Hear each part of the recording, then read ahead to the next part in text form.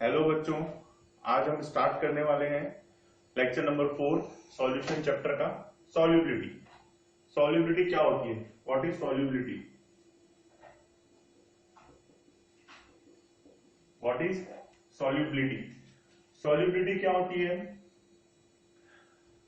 अच्छा, अपन एक एग्जांपल लें। एक डेफिनेशन से पहले सबसे पहले सॉल्युबल सब्सटेंस जिनको डिसॉल्व कर सकते हैं। सपोज मैंने एक ग्लास वाटर के अंदर 1 टी स्पून जो डाली, शुगर डाली, तो उसमें क्या हो गई? डिसॉल्व हो गई।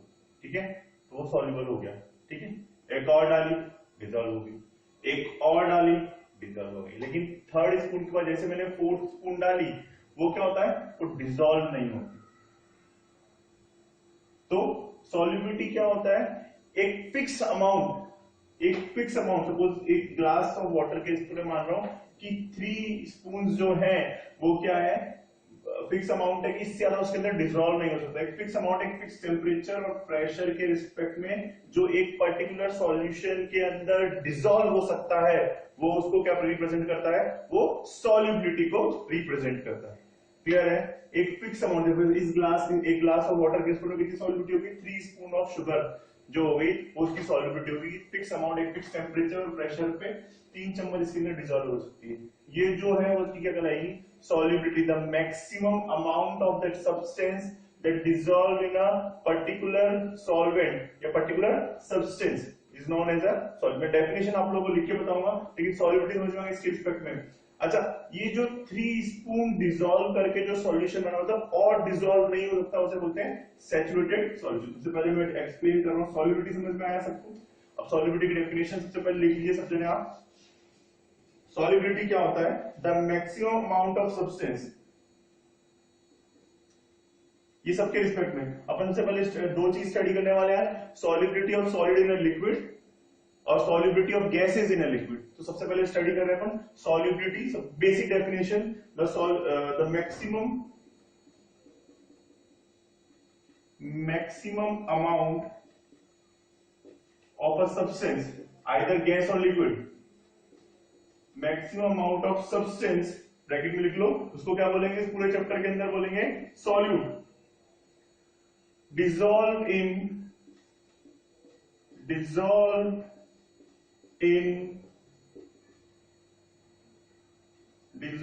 in particular amount, dissolve in particular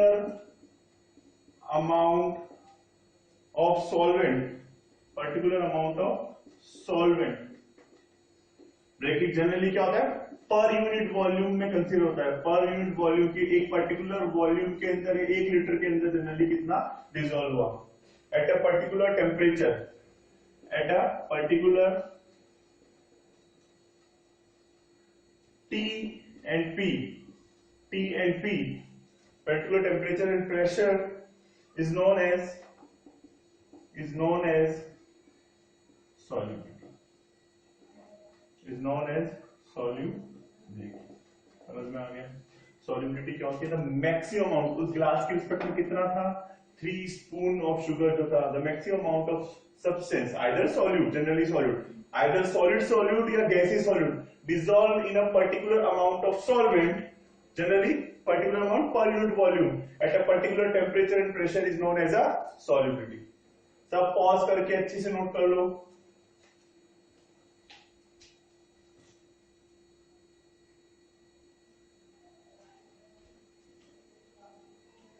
लिखा सबने? सॉल्युबिलिटी लिखा। ये जो 3 स्पून डाला, अब देखो, अगर सबसे पहले अब 2 तरह की हेडिंग आएगी, solubility of solid solute in a solvent. अपन पहले पढ़ रहे हैं सॉल्युबिलिटी, ये जनरल डेफिनेशन होगी सॉल्युबिलिटी की। सॉल्युबिलिटी इसमें 2 तरह की आती है, solubility of solid in liquid, solubility of solid in liquid, solubility of gases in liquid. 2 तरह का टॉपिक आएंगे। तो सॉल्युबिलिटी की जनरल डेफिनेशन, अब यहाँ पे the maximum amount of solid substance, और गैस के रिस्पेक्ट में क्या होगा? The maximum amount of gaseous substance या solute dissolve in a particular amount of solvent, जो हमेशा लिक्विड फॉर्म में है, as per unit volume at fixed temperature pressure is known as a solubility. अगर सॉलिड सब्सटेंस की बात करेंगे तो सॉलिड वर्ड आ जाएगा, और गैसेस की बात करेंगे तो गैसेस वर्ड आ जाएगा। जस्ट इतना ही चेंज है। समझ में आ गया? नोट कर लिया? आगे देखिए। अच्छा, ये तो हो गया अपना सॉल्युबिलिटी। अब मैंने तुम्हें बोला था कि सैचुरेटेड सॉल्यूशन क्या होता है। सैचुरेटेड सॉल्यूशन वो इस ग्लास ऑफ वाटर में जो मैंने 3 स्पून शुगर ऐड करने के बाद और डिसॉल्व नहीं हो रहा, भले मैं उसको कितना ही शेक कर लूं। टेम्परेचर और कंडीशन क्या है? टेम्परेचर और प्रेशर क्या है? फिक्स है।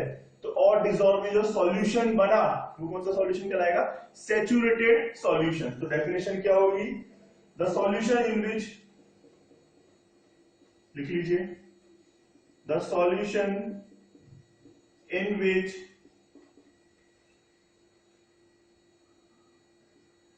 maximum amount of substance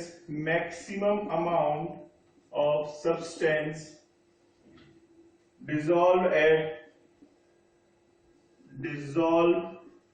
at particular temperature and pressure, particular T and P, temperature and pressure, is known as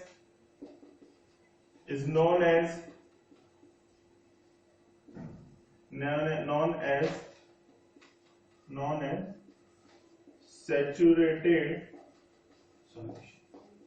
समझ में आ गया? मैंने तुम्हें एक एग्जांपल दिया कि इसमें 3 स्पून शुगर डिसॉल्व करने के बाद सॉल्यूशन बना, वो कौन सा हो गया? The solution in which maximum, इसके रिस्पेक्ट में, किसी और ग्लास के रिस्पेक्ट में 4 है, तो उसके लिए सैचुरेटेड सॉल्यूशन कुछ और होगा। Amount of substance dissolved at a particular temperature and pressure is known as a saturated solution. एक जनरल डेफिनेशन हो गई, नोट कर लीजिए पॉज करके,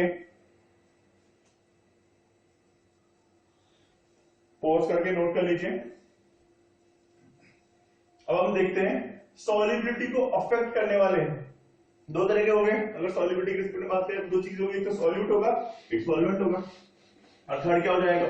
सॉल्यूशन हो जाएगा। अब सॉल्युबिलिटी को कौन कौन अफेक्ट कर सकता है? सबसे पहले इफेक्ट ऑफ टेम्परेचर। ये किसके रिस्पेक्ट में पड़ रहा है? सॉलिड के रिस्पेक्ट में पड़ रहा है, गैसेस के रिस्पेक्ट में आएगा। इफेक्ट ऑफ टेम्परेचर, देखो टेम्परेचर पे तुमने पढ़ा है, थर्मोडायनामिक्स सबने पढ़ा है। सपोज मैं मान रहा हूं ए और बी एक सॉल्यूट है, सपोज इसको मैंने मान लिया सॉल्यूट और इसको मैंने मान लिया सॉल्वेंट। एक कुछ नया सॉल्यूशन बन रहा है, सी बन रहा है, वो सॉल्यूशन, इस सॉल्यूशन को जो मैंने ले लिया उसको ले लिया सी। अब 2 प्रोसेस होते हैं, एक रिएक्शन क्या होगी इस वाले केस में? एक्सोथर्मिक होगी, और दूसरा केस क्या हो जाएगा? दूसरे वाले केस में क्या हो जाएगी? एंडोथर्मिक। ठीक है, इसमें अपना ली चैटलिस प्रिंसिपल लगेगा। ली चैटलिस प्रिंसिपल क्या बोलता है?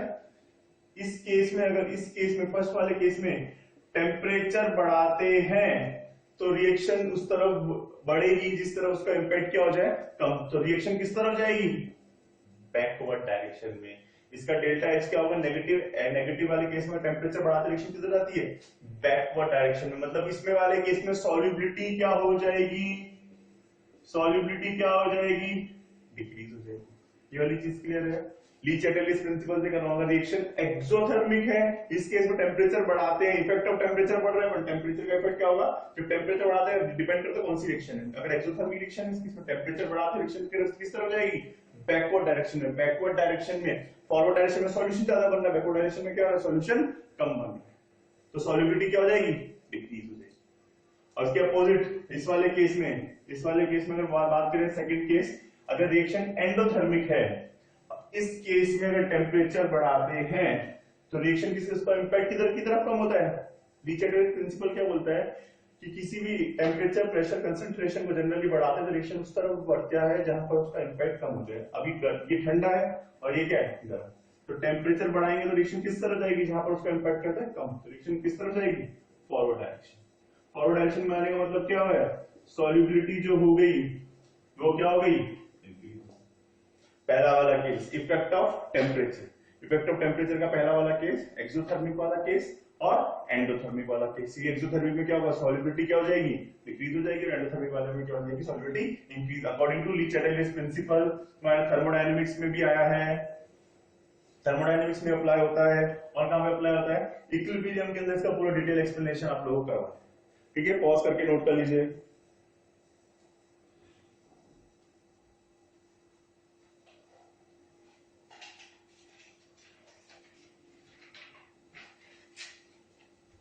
ठीक है, ये पहला वाला केस कि जब टेम्परेचर का इफेक्ट क्या होगा सॉलिड सॉल्वेंट सॉलिड पर। केस सेकंड,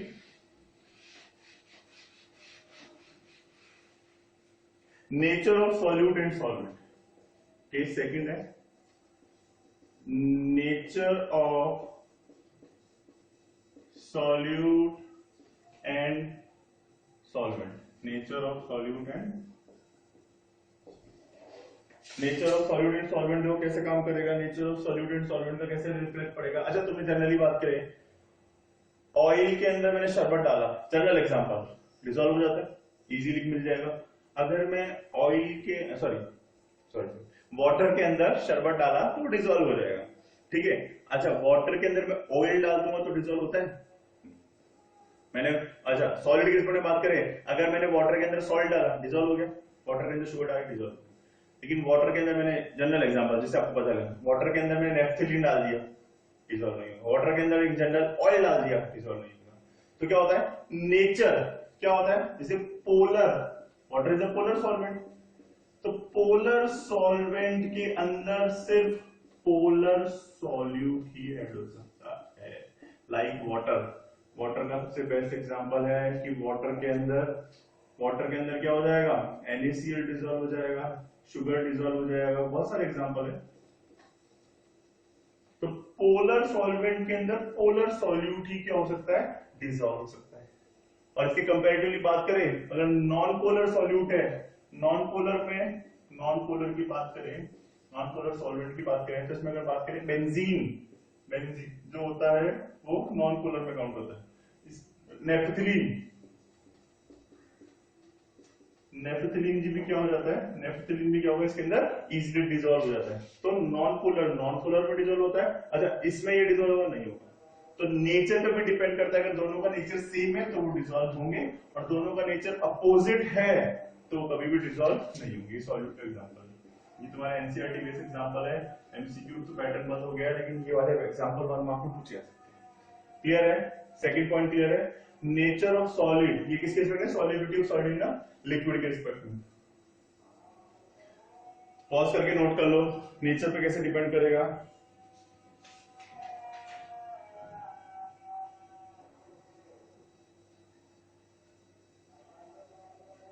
इसमें सॉलिबिलिटी सॉलिड है ना, लिक्विड सॉल्वेंट डाल देना, लिक्विड ठीक है, सॉल्वेंट जो हो जाएगा वो लिक्विड ही हो जाएगा, ऑब्वियस सी बात है। यहाँ पे सॉल्यूट की तरह काम करता है और ये सॉल्वेंट की तरह। Don't get confuse over here. Clear है, पॉज करके अच्छे से नोट कर लो बेटा। नेक्स्ट, ठीक है, अपने बड़ा effect of temperature, effect of nature of the solute and solvent. And third point अपना क्या आता है, थर्ड पॉइंट की अगर बात करें तो थर्ड पॉइंट क्या हो जाएगा, effect of pressure, effect of pressure. अच्छा, एक बात बताओ, सॉलिड पर और लिक्विड पर प्रेशर का इंपैक्ट पड़ता है? नहीं, तो नेग्लिजिबल इफेक्ट, बस इतना सा मेंशन करना है, नो इफेक्ट। क्यों? क्योंकि सॉलिड और लिक्विड जो होते हैं वो प्रेशर का इफेक्ट ऑलमोस्ट नेग्लिजिबल शो करते हैं, इसलिए क्या हो जाएगा, नो इफेक्ट। क्लियर है, अच्छे से क्लियर है। Solubility of solid in liquid solvent, ठीक है, ये तीनों पॉइंट हो गए। मैंने सॉलिबिलिटी तुम लोग को बता दिया, ठीक है, दोनों डेफिनेशन तुम लोग को बता दी, ये वाली चीज क्लियर है, एज इट इज रब कर रहा हूं मैं, ठीक है। नेक्स्ट हेडिंग क्या है, solubility of gaseous solute, solubility of gaseous solute in liquid solvent. इसके रिस्पेक्ट में क्या हो जाएगी, द मैक्सिमम, मैं डेफिनेशन जो लगाई थी एग्जैक्टली वर्ड है वो ये है, आप लोगों को सिर्फ क्या करना है, gas the maximum amount of gaseous solute dissolve in a per litre of solvent at fixed temperature is known as a solubility. Clear है, तो मैं डेफिनेशन नहीं लिखा रहा हूं, definition as it is ditto वही आएगी जो अपन इस टॉपिक की स्टार्टिंग में पढ़ी। ठीक है, फिर अपना आता है इफेक्ट ऑफ टेम्परेचर।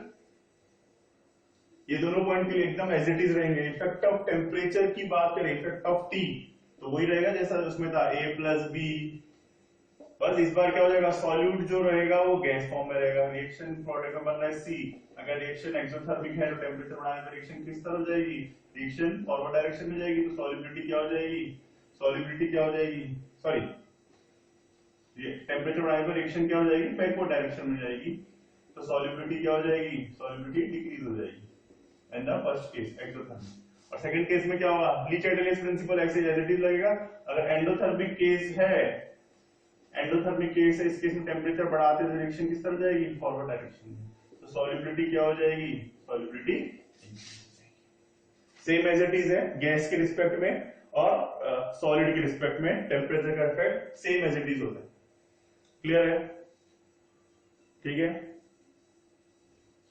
अब कर रहा हूं नेचर भी सेम रहेगा।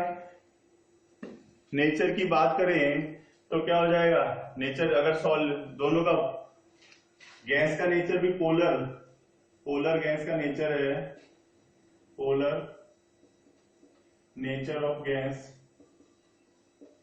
तो क्या हो जाएगा, पोलर सॉल्वेंट में इजीली डिसॉल्व हो जाएगी, पोलर सॉल्वेंट में इजीली डिसॉल्व हो जाएगी। और अगर दोनों का ये अगर नॉन पोलर गैस जो होगी, नॉन पोलर जो है वो गैस क्या होगी, non polar gas only non polar solvent. याद ये चीज क्लियर है, तो इसका इफेक्ट क्या रहेगा, ऑलमोस्ट क्या रहेगा, नेग्लिजिबल रहेगा। पॉज करके नोट कर लो बेटा अच्छे से।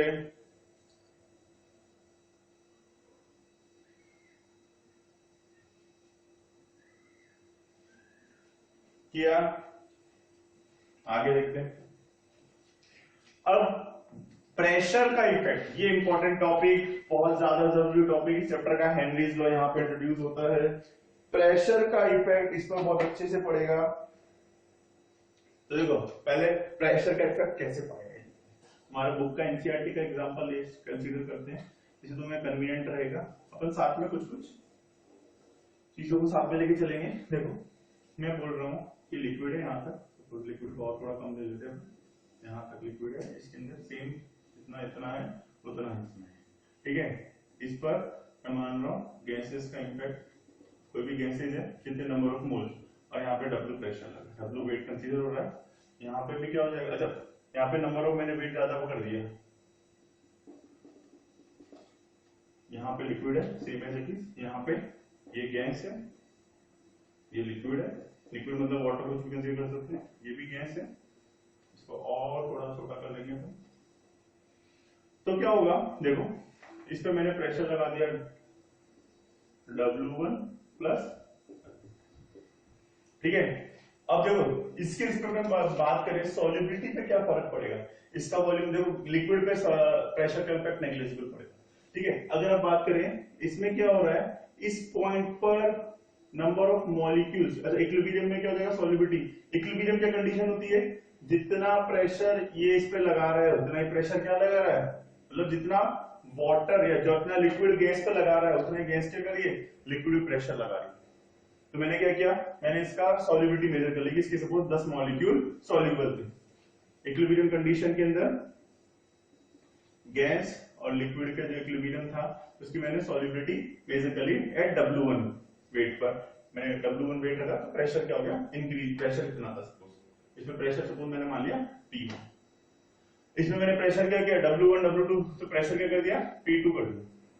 इसमें ऑब्वियस सी बात है कि P1 जो है वो छोटा है और P2 क्या है ज्यादा, तो इस पर क्या होगा, प्रेशर ज्यादा होने से पर्टिकुलर क्या हो जाएगा, सरफेस पर नंबर ऑफ मॉलिक्यूल्स ज्यादा हिट करेंगे, तो इस वाले केस में सॉल्युबिलिटी ऑफ गैसेस, प्रेशर लगाने पर्टिकुलर वॉल्यूम में क्या होगा, सॉल्युबिलिटी क्या हो जाएगी, इंक्रीज हो जाएगी। सॉल्युबिलिटी क्या हो गई, सॉल्युबिलिटी क्या हो जाएगी, समझ में आया, क्यों, क्योंकि इसके पर्टिकुलर वॉल्यूम में सपोज इसके 10 मॉलिक्यूल हिट कर रहे थे सरफेस पे, इसमें कितना हो गया, सपोज 20 हो गए, तो ऑब्वियस सी बात है कि इसकी सॉल्युबिलिटी क्या होगी, जैसे प्रेशर लगाया। अच्छा, कोल्ड ड्रिंक का एग्जांपल, कोल्ड ड्रिंक की बोतल जब खुली होती है तो उसकी सॉल्युबिलिटी कैसी नॉर्मल होती है, जब उसको क्या करते हैं प्रेशर लगा के और बंद करते, तो उस केस में क्या होता है सॉल्युबिलिटी इंक्रीज होती है। जैसे आप ढक्कन खोलते हो उसमें जो आवाज आती है वो आवाज किस चीज की आती है कि वो गैसेस एकदम से प्रेशर से बाहर निकल रहे हैं, तो उसमें सॉल्युबिलिटी उसमें ज्यादा होती है, नॉर्मल वाले में सॉल्युबिलिटी क्या होती है, और खुलने के बाद नॉर्मल प्रेशर कम, एटमॉस्फेरिक प्रेशर,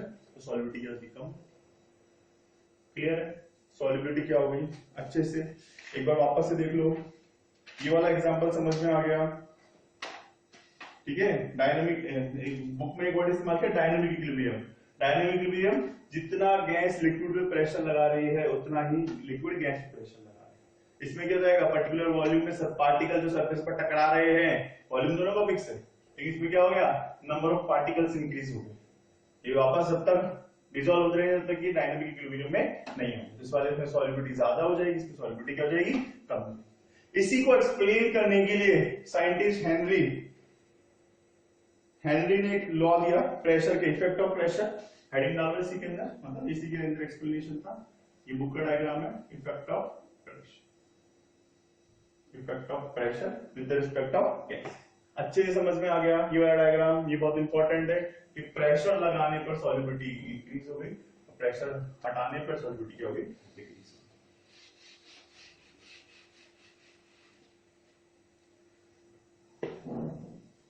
अब इसमें एक वर्ड आया हेनरी लॉ, हेनरी। देखो हेनरी ने क्या बोला, हेनरी ने बोला solubility of gas is directly proportional to, मैं लिख रहा हूं स्टेटमेंट, उसका पहला स्टेटमेंट, उसने रिलेट कैसे किया, सॉल्युबिलिटी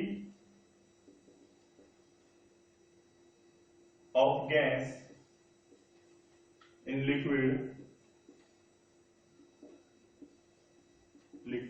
इज डायरेक्टली प्रोपोर्शनल का साइन बना रहा हूं, directly proportional to partial pressure, जो अपन ने लगाया था वो क्या था partial pressure, directly proportional to, देता हूं मैं यहां पे directly proportional to partial pressure, partial pressure को पीपी लिख देते हैं, direct partial pressure of gas above liquid.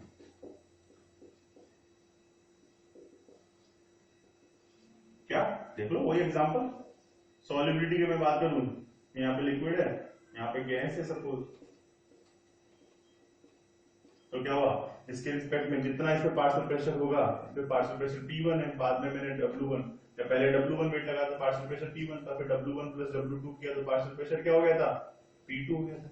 तो क्या हुआ सॉल्युबिलिटी, प्रेशर लगाने पे इसका मतलब क्या प्रूव होता, solubility of gas in a liquid is directly proportional to partial pressure of gas of above liquid, liquid के ऊपर जो गैस है उसके पार्शियल प्रेशर पर डिपेंड करती है सॉल्युबिलिटी। ये अपन ने पहले वाले एक स्टेटमेंट लिख लो। और अगर बात करें सॉल्युबिलिटी, ये वाली चीज क्लियर है, solubility of gas in a liquid directly proportional to partial pressure of gas of above liquid, liquid के ऊपर जो गैस है उसके पार्शियल प्रेशर पे सॉल्युबिलिटी डिसाइड होती है। ठीक है, आगे बात करते हैं, ये लिख लिया आप लोगों ने।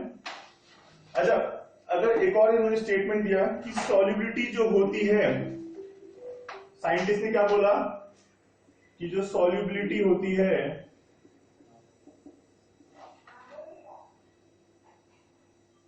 जो सॉल्युबिलिटी होती है वो डायरेक्टली प्रोपोर्शनल होती है mole fraction of gas, mole fraction या ब्रैकेट में लिखा प्रोपोर्शनल होती है mole fraction of gas in liquid.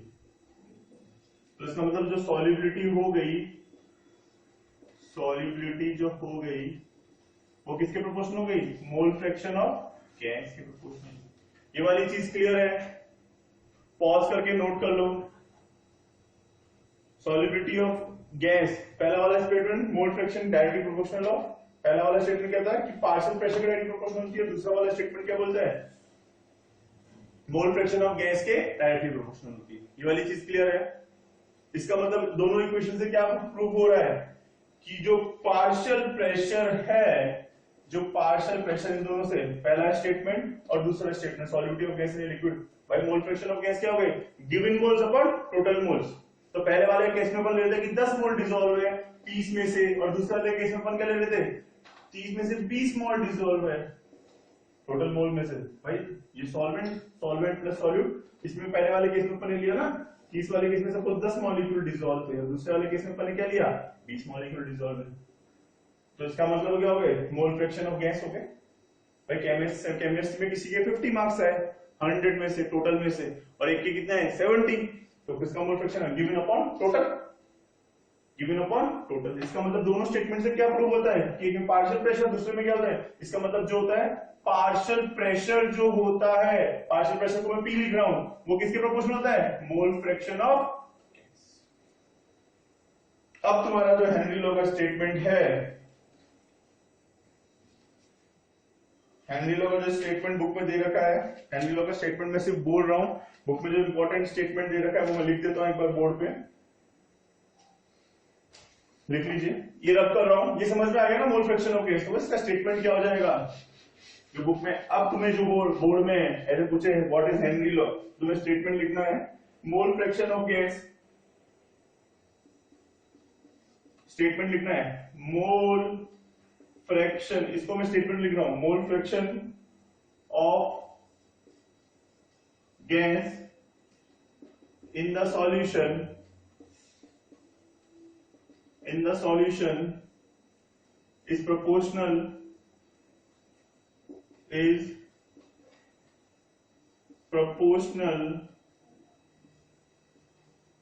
to the partial pressure of,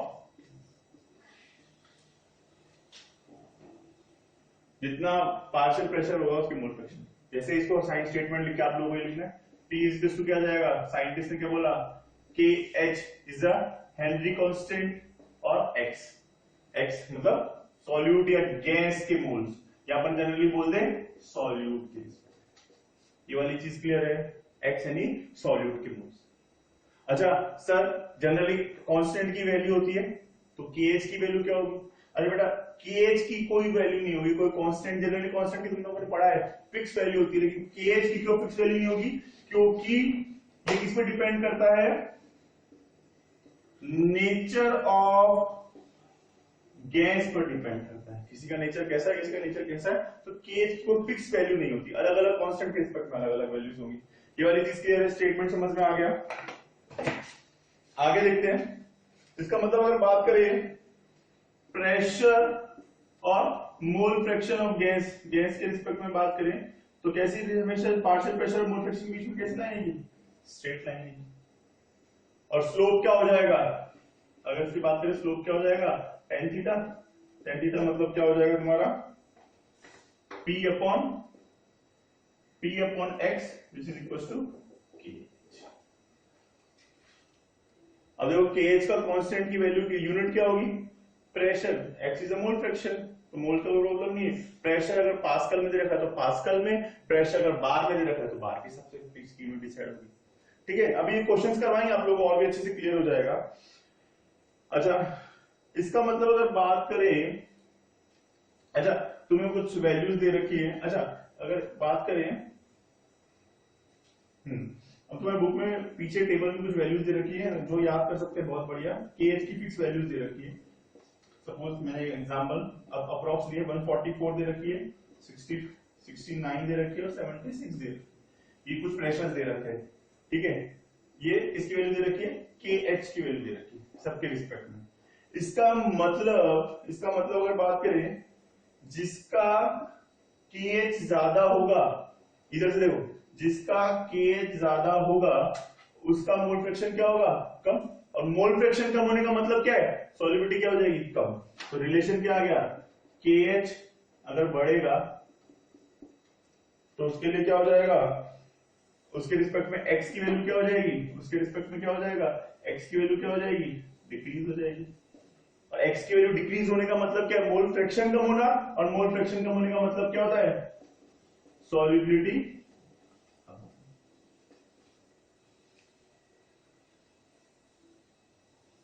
clear है,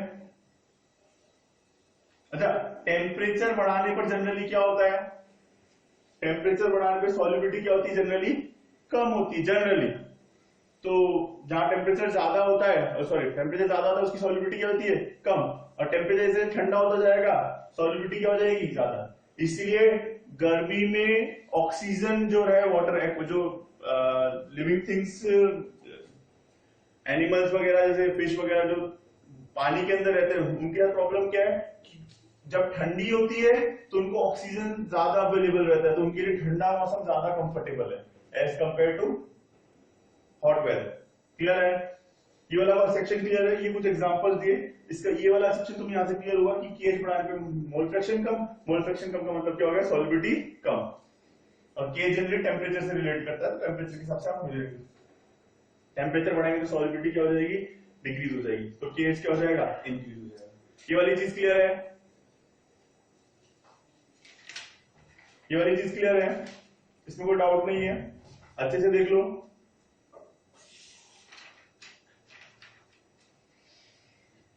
तो देखो आज अपन ने क्या क्या पढ़ा? अपन ने पढ़ा सॉल्युबिलिटी। सॉल्युबिलिटी सैचुरेटेड सॉल्यूशन क्या होता है, nature of solid, nature of solid in a liquid solvent, nature of gaseous solid in a liquid solvent. उसके रिस्पेक्ट में अपने डेफिनेशंस देखी। ठीक है, ये हेनरी लॉ इंपॉर्टेंट था, मैंने इसकी सारी एप्लीकेशंस तुम लोगों को सिखा दिए हैं। इसकी क्वेश्चंस नेक्स्ट टाइम पे तुम लोगों को कराऊंगा मैं कल लाइव सेशन में। ठीक है, तो तुम लोगों को इसको प्रॉपर्ली अटेंड करना है, अच्छे से प्रिपेयर करो। नेक्स्ट क्वेश्चंस आपको कुछ के क्वेश्चंस एनसीईआरटी में दे रखे हैं उनको प्रिपेयर कर सकते हो। ठीक है, thank you from my side.